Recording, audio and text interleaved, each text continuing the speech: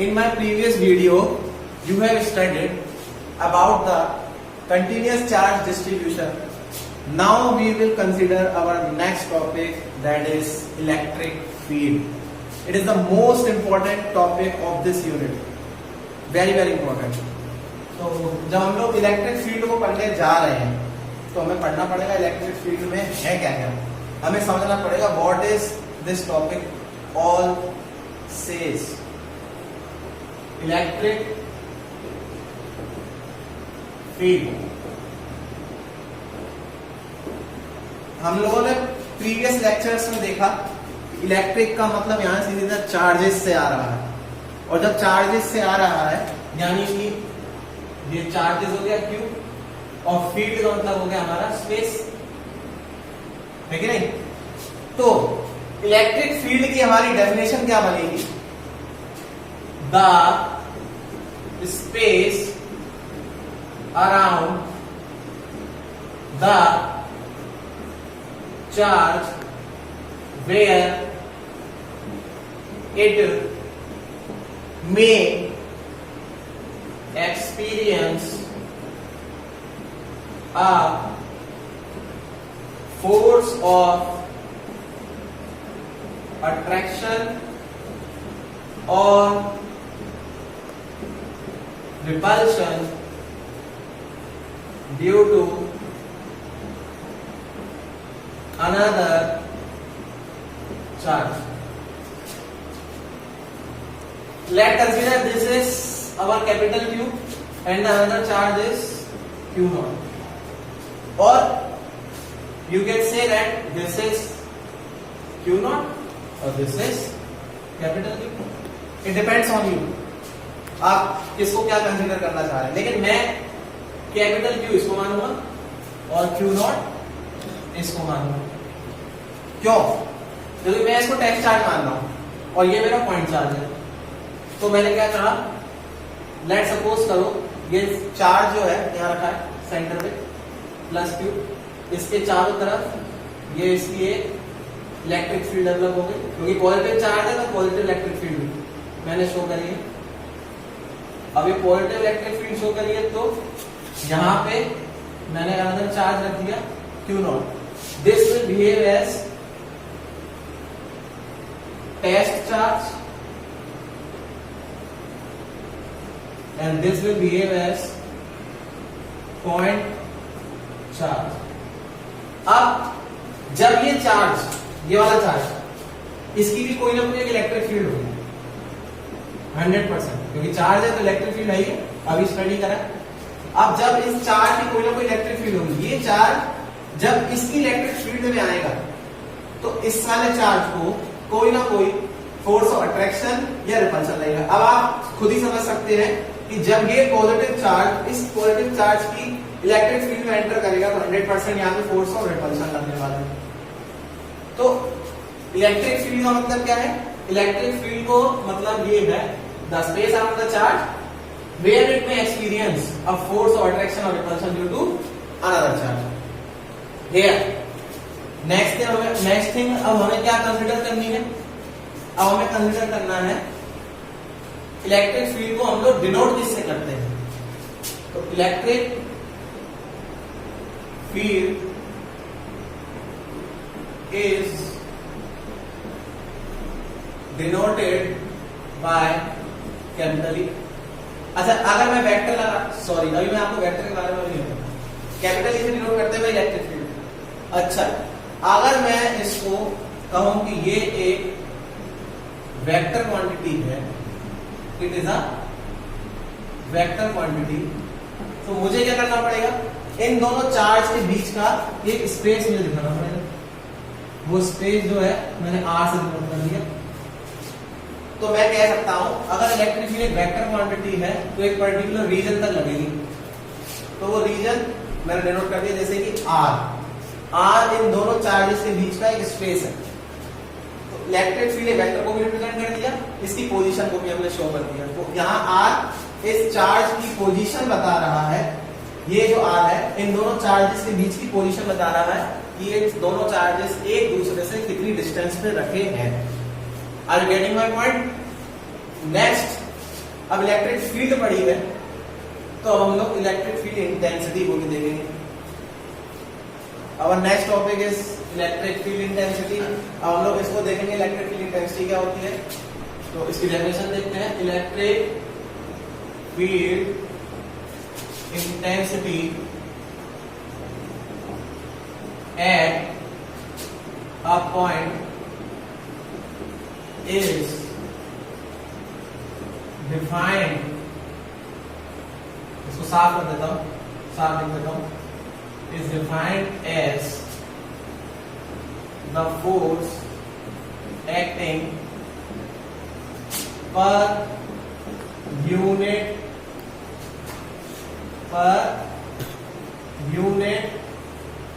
charge at that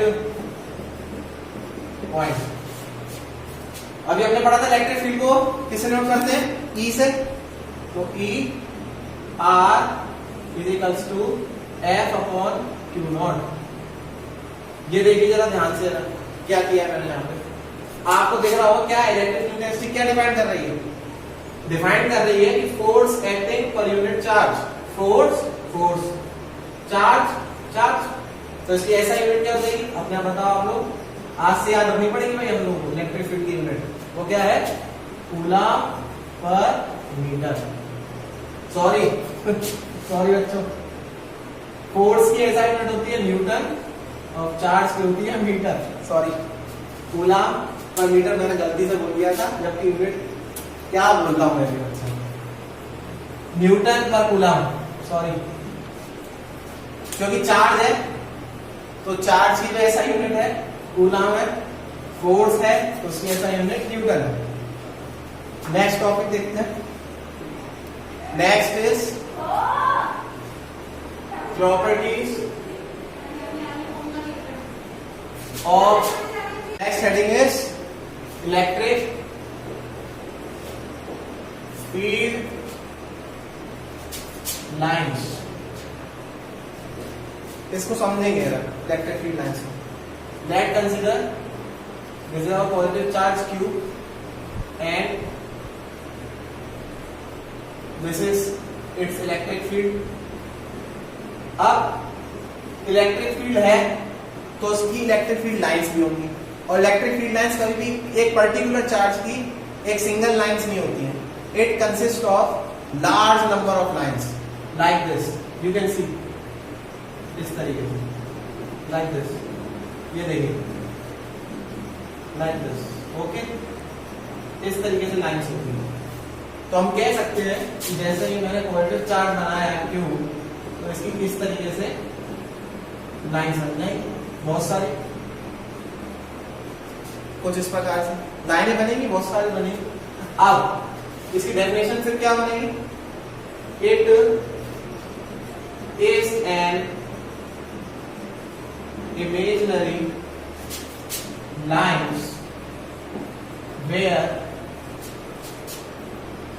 tangent to the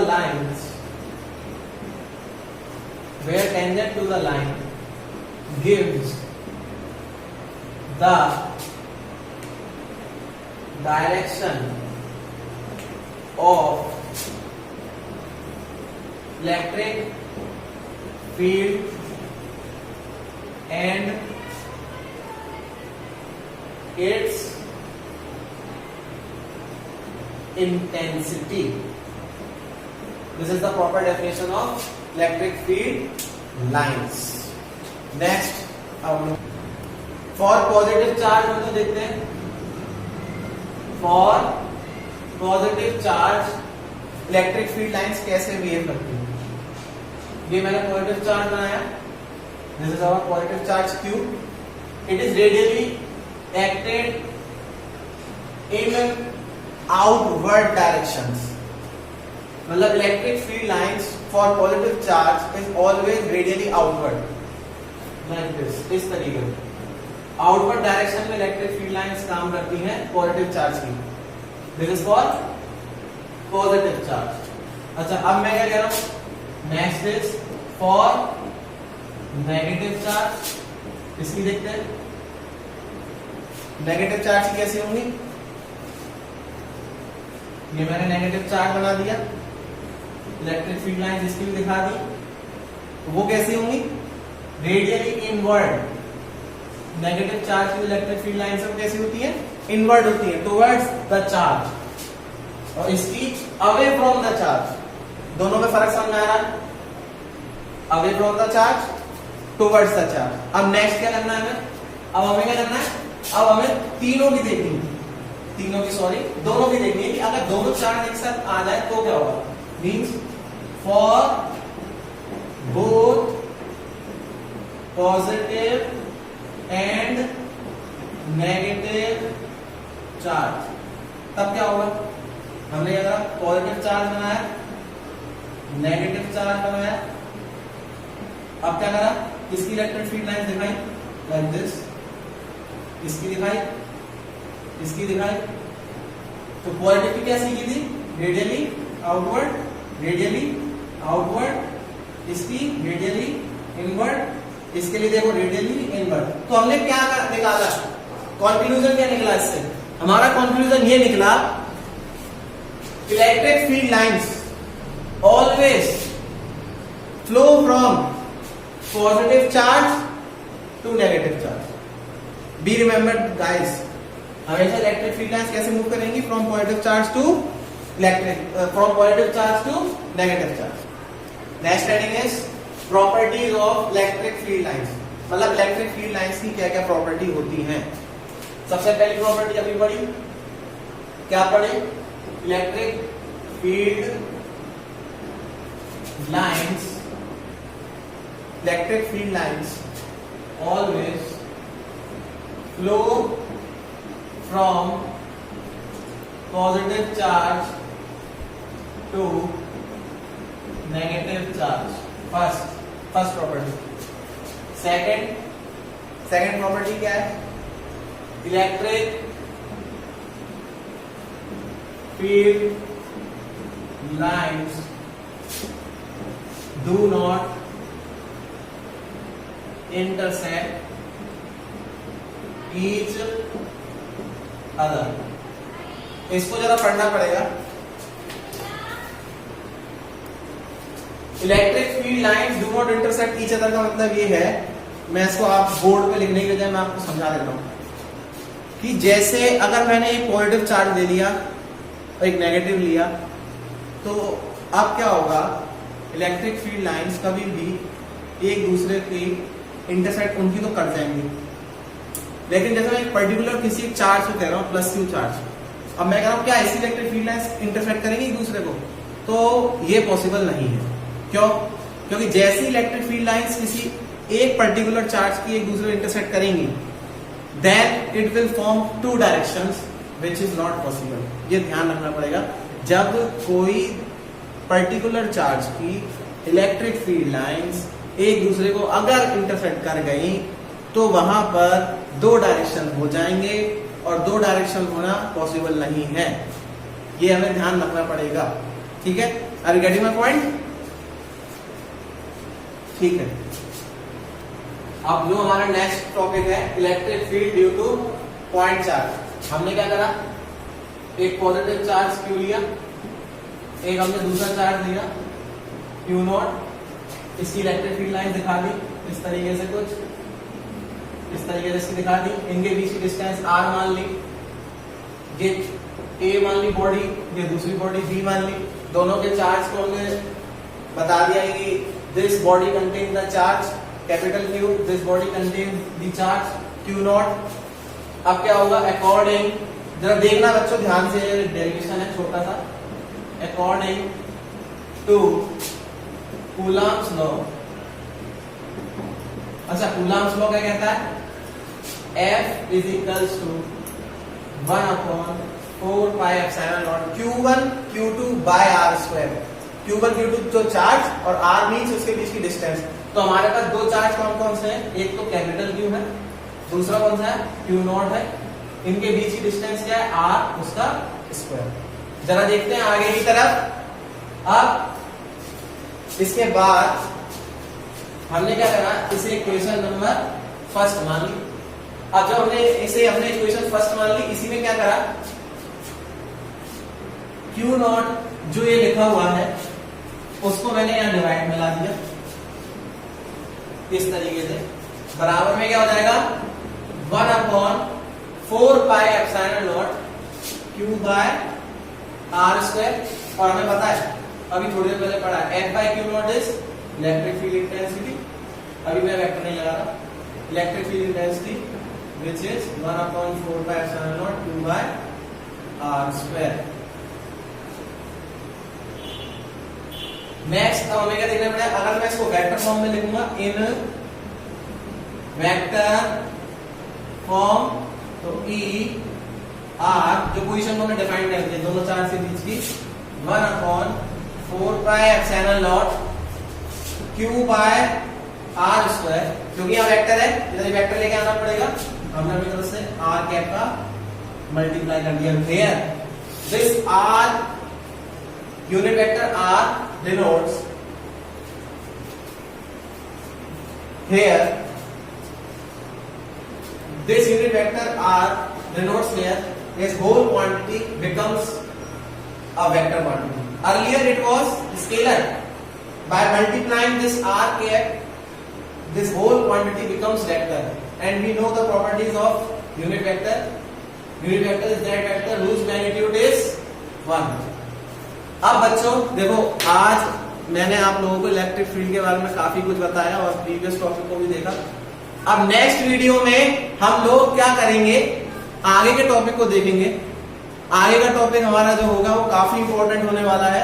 electric field due to axial line पे consider करेंगे, equatorial line पे निकालेंगे, equatorial line के बाद उसको टॉर्क कैलकुलेट करेंगे, पोटेंशियल एनर्जी निकालेंगे, और बहुत सारे हमारे टॉपिक्स हैं जिसे हम कंसीडर करेंगे। Till then goodbye, take care, stay home, stay safe, अपनी हेल्थ का ध्यान रखो, और नेक्स्ट वीडियो में जरूर देखना, और लाइक और सब्सक्राइब जरूर कर लो भाई। Study with Physica academy.